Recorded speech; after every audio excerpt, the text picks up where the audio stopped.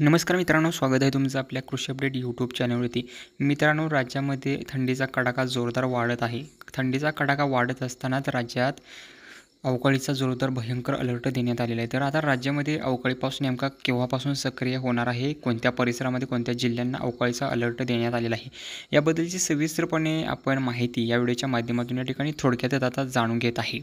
त्यापूर्वी आपल्या चॅनलवरती तुम्ही नवीन असाल चॅनलला सबस्क्राईब करा, शेजारील बेल आयकॉन प्रेस करा आणि आपल्या भागातील तालुक्याचे गावाचे नाव कमेंट करा, जेणेकरून मित्रांनो आपल्याला संपूर्ण आपल्या भागातील सविस्तरपणे अंदाज दिला जाईल। व्हिडिओच्या माध्यमातून आणि लाईव्हच्या माध्यमातून आपल्या भागातील संपूर्ण सविस्तरपणे अंदाज तुम्हाला दिला जाईल त्या ठिकाणी थोडक्यातच।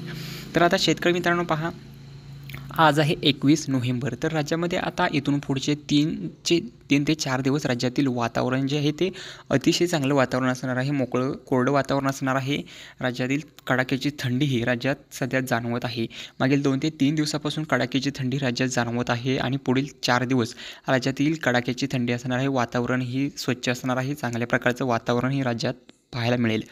परंतु राज्यामध्ये अवकाळीचा अलर्ट आहे तो देण्यात येतो। अवकाळीचा पाऊस आहे तो 25 नोव्हेंबर म्हणजे 24 नोव्हेंबर 25 नोव्हेंबरपासून राज्यातील वातावरणामध्ये बदल जाणवणार आहे। राज्यात पुन्हा वातावरण बिघडणार आहे आणि राज्यात पुन्हा अवकाळीचा अलर्ट आहे तो देण्यात येतोय।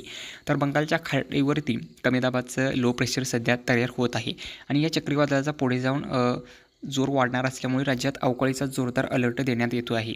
तर या चक्रीवादळाची तीव्रता ही ती अधिक वाढणार असल्यामुळेच राज्यात पुन्हा अवकाळीचा अलर्ट देण्यात आले। राज्यामध्ये अवकाळीची स्थिती जी आहे ती 25 नोव्हेंबरपासून पुढे सक्रिय होणार आहे। राज्यामध्ये भयंकर असं चक्रीवादळ पुन्हा एक नवीन चक्रीवादळ येत आहे।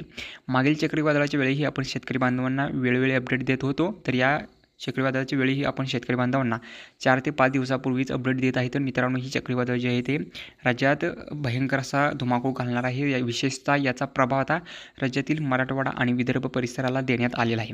त्यामुळे या परिसरामध्ये सतर्कतेचा इशारा देण्यात येतोय। वादळी वाऱ्यासह अवकाळी आणि भयंकर गारपीट होण्याचा अलर्ट देखील या परिसरांना त्या ठिकाणी देण्यात आलेला आहे। यापुढील अंदाज पाहण्यासाठी आपल्या चॅनलला सबस्क्राईब करा। धन्यवाद।